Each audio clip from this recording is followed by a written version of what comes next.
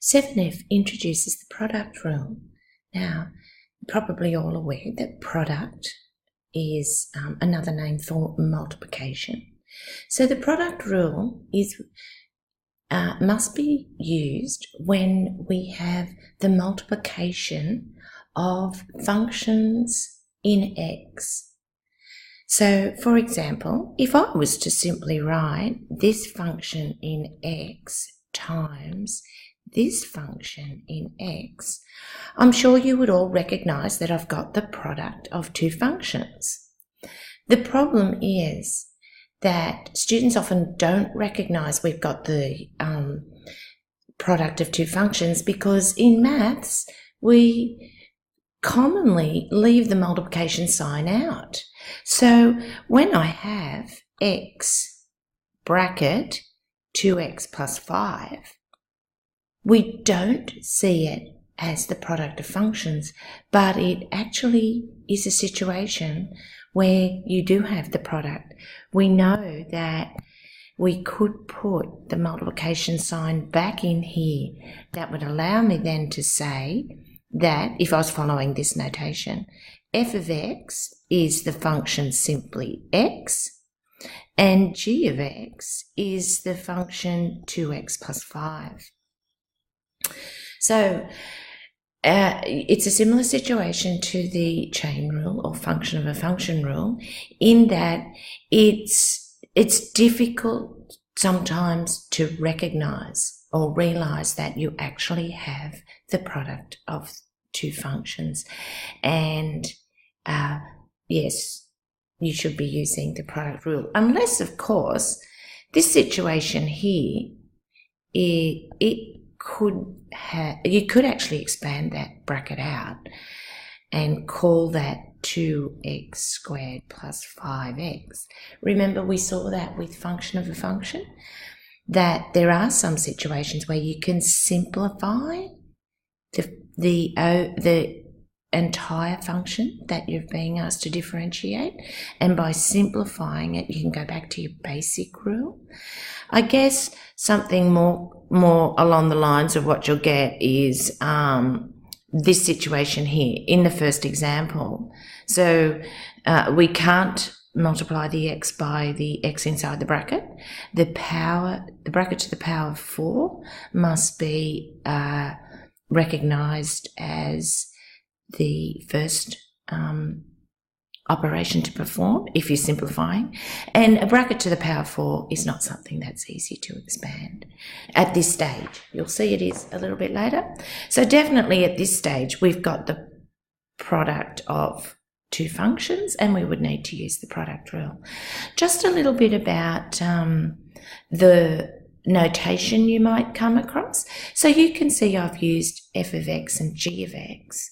There's sometimes when the functions are reduced to, and I'll go back to this example here, you might actually call the functions u and v. Very common, and pretty sure it's on the reference sheet in this u and v format. So u would become x and v would be this 2x plus 5. I'll just pause the video and find the reference sheet. So yes, here's your reference sheet, and this is the particular rule that we're talking about. If y is u v, now it's clear that there is no multiplication sign. However, this is your assistance with the product rule. So if y is equal to u, and that's multiplied by v, when u represents a function in x, v represents a different function in x. Then it says dy dx is u, so it's using this function, dv dx plus v du dx.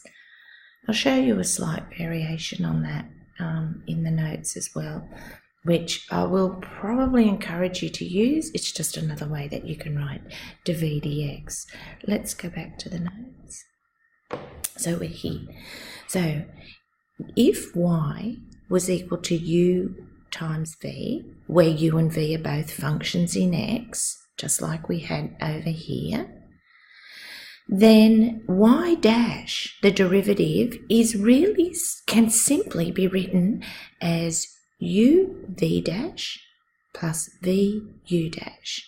Now, most students end up going with this format rather than the one on the reference sheet even, where your v dash is to v dx. Well, we're used to that. We're used to calling y dash to y dx. So v dash is differentiate your v function with respect to x, and u dash is differentiate your u function with respect to x.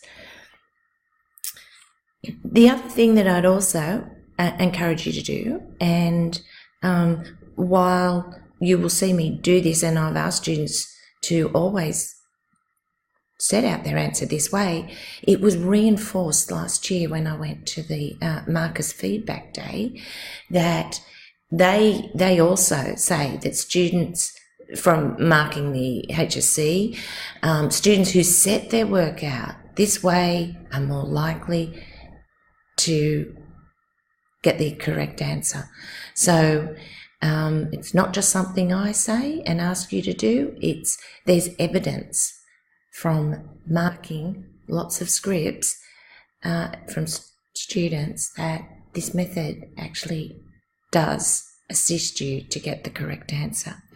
So let's have a look at the example. It's show that the differential of x bracket x minus 10 to the fourth is equal to this. So they've actually given you the answer.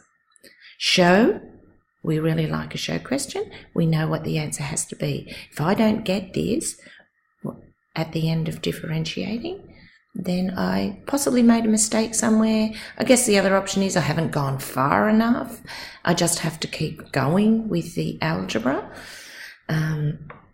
Okay, so like I've been saying, the most difficult thing for students is to actually recognise that this is a product of functions. Hence, must use the product rule. Now, I would encourage students to start off by saying, and we do it over here on the right. If this is our working space, imagine a line here to separate right-hand side, left-hand side of your working space. Let u equal x and v equal x minus 10 to the power 4. Straight underneath the u, show that u dash is 1 and v dash is. Now this is going to require the function of a function rule. Bring the 4 to the front. Don't change what's in the bracket. Subtract 1 from the power.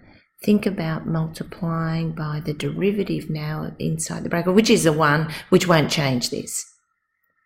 The important thing is that we've got set up our u dash, our v dash. This, setting your answer up in this way, you'll see in a moment how that actually assists with getting the derivative. Over here, we say that the derivative, and it's not being named here, it's not being named y, it's not being named f of x. So I'm just going to say the derivative d dx is, and the rule becomes this rule here, which is almost identical to that on the formula sheet, on the reference sheet. But you, I think, will possibly just write it in this format rather than the way on the reference sheet, which is follow this pattern here, learn this pattern and follow this one. U v dash plus v u dash. Now, the nice thing is, if you look at u and v dash, where are u and v dash over here in my setup? Here is u and here is v dash. And what we see students who are successful in the HSC, what we see them doing is this little cross. They've practiced doing this cross. That says I have to connect this with this, and I'd probably extend that a little bit further. I have to combine x with 4 bracket x minus 10 to the power 3, because that is u and that is v dash, and we've got u and v dash.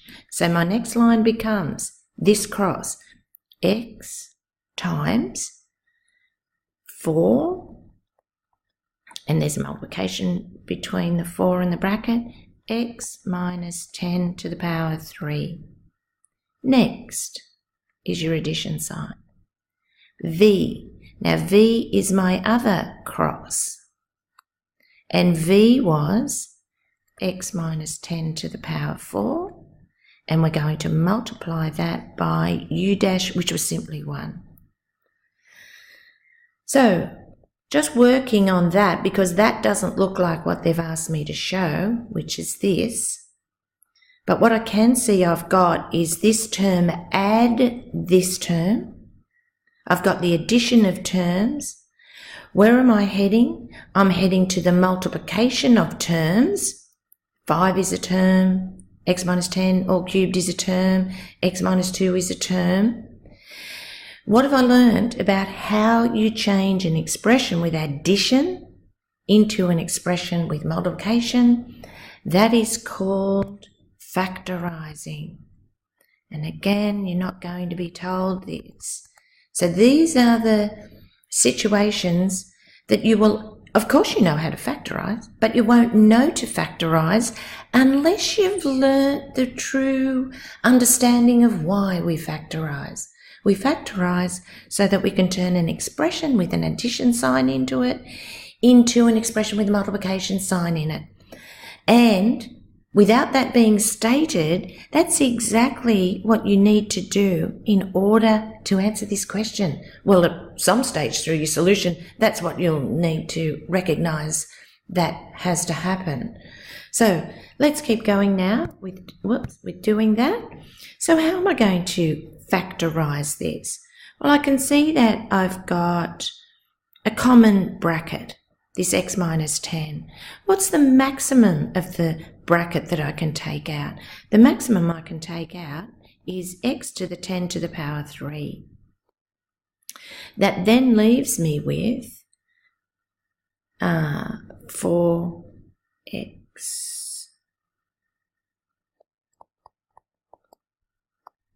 Sorry about that. No, it doesn't stop at 4x. It's 4x here, plus I'm only taking x to minus 10 to the power 3 out of this, and I've actually got x minus 10 to the power 4, so how much is actually left is a whole nother one of these, x minus 10. The times 1 doesn't feature. So now I continue on because it's still not looking like what I want. And I've got 4x plus x minus 10. Think about how you can simplify that. Well, 4x plus x is 5x minus 10. And now I'm getting closer to what I want. I've got the x minus 10 cubed, really happy about that. Where does this 5 come from? And where does the bracket x minus 2 come from? It simply comes from factorising this bracket again. So I'm going to take a 5 out and I'll be left with x minus 2, which can be written in the format 5 out the front, x minus 10 to the power 3, x minus 2.